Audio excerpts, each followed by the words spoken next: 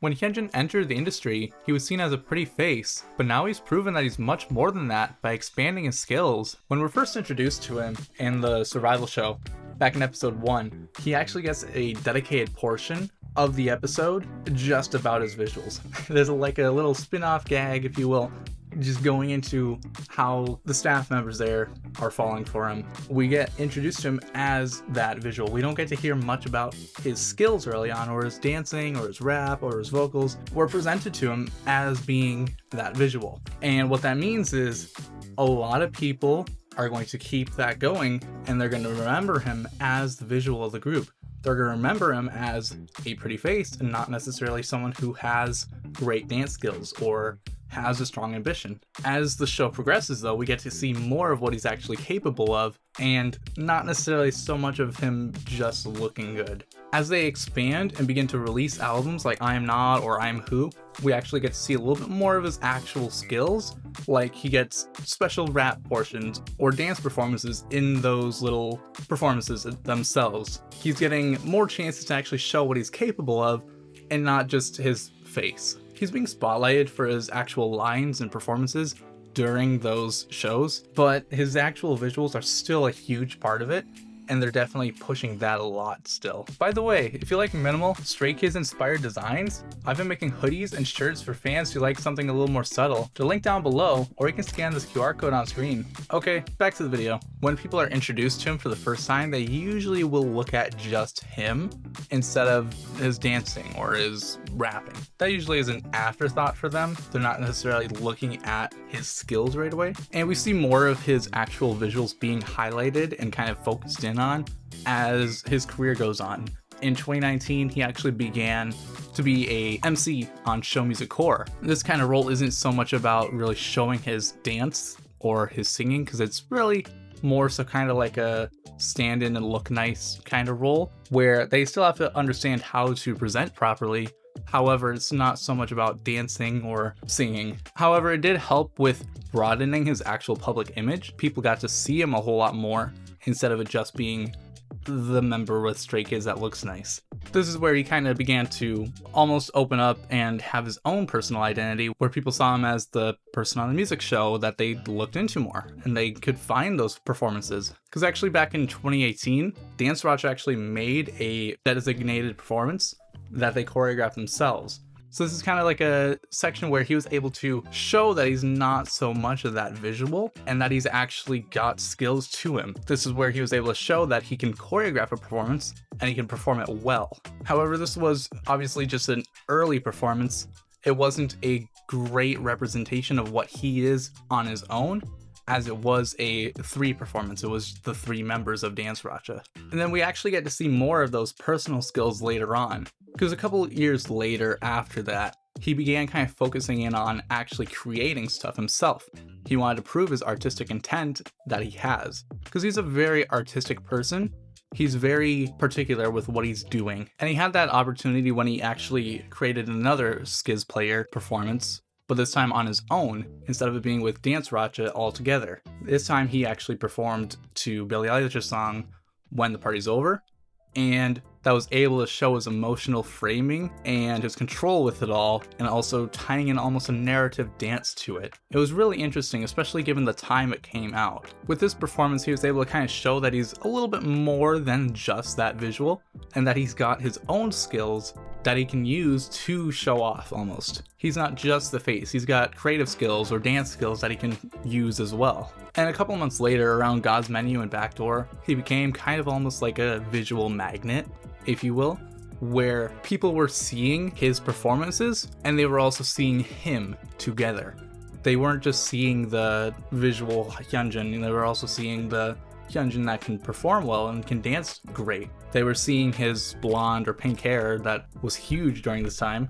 And then around the same time as well, he joined a kind of like a spin-off team called Bong Bongs, which is a collective of a couple of different idols from different groups, all born in the same year. They performed twice. One time they performed Psycho around this time. It's a cover of Red Velvet's song, and this grew him a ton of publicity. Lots of people were seeing him as that idol that was not only looking good, but also performing exceptionally well. In the song, Psycho is very well known for being a song with a huge high note that is incredibly hard to hit. While the version they performed isn't exactly that high, it's actually an octave lower, it's still a huge jump to showcase those skills that he has. And that brought in a whole lot of new people to not only Stray Kids, but Hyunjin. He was basically shaping the performances he was in instead of it just being something he was relaying the information of. While people saw him as a visual or saw him as good looking,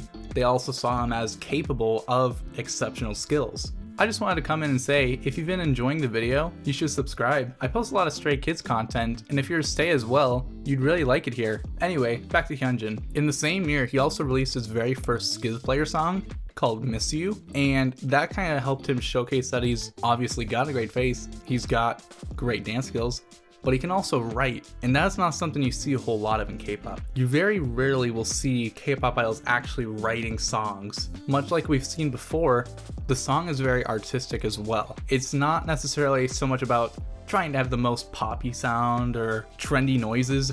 It's just about what he was thinking, and it was an empathy kind of song. It was emotional. He kind of showed that he's obviously more than what's on the outside, and he also has something to offer himself. Hyunjin was becoming a huge part of Stray Kids, and not necessarily because of his face or his visuals. He was also becoming a huge part because of what he has to offer. And we saw him creating a whole lot more the next year in 2021. Around the middle of the year, he released another performance where he choreographed his own dance. Again, we don't see this a whole lot in K-pop. We don't see very many idols actually making their own performances and releasing that to showcase what they are capable of. Usually it's just going to be the things they're handed to. And then later on their second studio album, No Easy, Hyunjin helped write Red Lights with Bangchan. He was continuing to grow those skills that people thought he didn't necessarily have. And he was actually recognized for these skills later in 2021 as well. In October, Studio Choom actually recognized him as their Artist of the Month, and for that he gave a special performance as well. He didn't actually choreograph this one, but the fact that he was picked for it is huge. Not very many idols can say that they've been picked by Studio Choom and given that opportunity to perform with them. It's proof that the public is viewing him as this great figure of dance. Hyunjin continued to create on his own and stay at the center of Stray Kids. He wasn't going to surrender to kind of what people think he is. He wanted to continue to show that he's a lot more than that. In 2022, he continued to release songs that he's written, like Ice Cream or Love Untold, and we get to see more of that artistic representation within him. This certainly didn't mean he was throwing away that center stage and visual aspect though. We still see him at the center of a lot of songs, like in this year specifically Maniac and Maxident.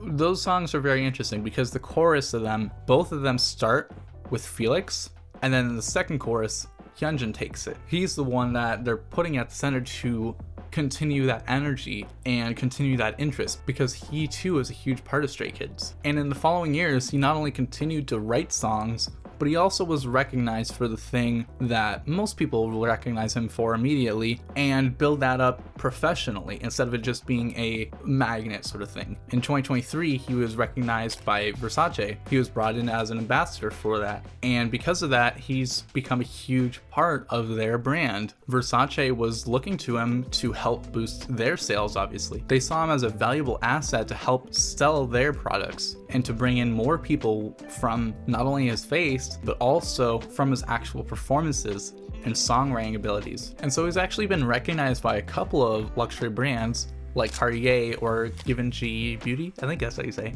But this is a huge part of his career because he's obviously kind of embracing that aspect to him where he's not so much trying to push it away and prove that he has something else to offer. He's already done that. He's shown that he can dance perfectly fine. He's shown that he can sing exceptionally well, and he can also write music on top of it. And so now he's being brought in by those different luxury brands to help advertise for them. And all throughout this time, he's never really thrown away what he loves to do, which is performing. He's continued to perform throughout all of this, and he's never once given it up to just be a model. And I think that resilience alone is a huge testament to who he is. Hyunjin has been able to prove to the people that looked onto him with almost like a shallow perspective that he is more than just a visual. He can also excel in those different skills. He's proven to them that he has more to offer and that they actually do enjoy those things. The people that viewed him as just that face now enjoy a lot of those songs that he creates or his performances. He didn't really have to stop being the visual to become an artist. He was able to bring it as something extra to what he can offer. And because of that, that's how he was able to excel in the K-pop industry. If you want to see how Bangshan grew Stray Kids from his own personal rejection, you can click the video on screen. Thanks for watching. Bye bye bye bye bye bye bye bye.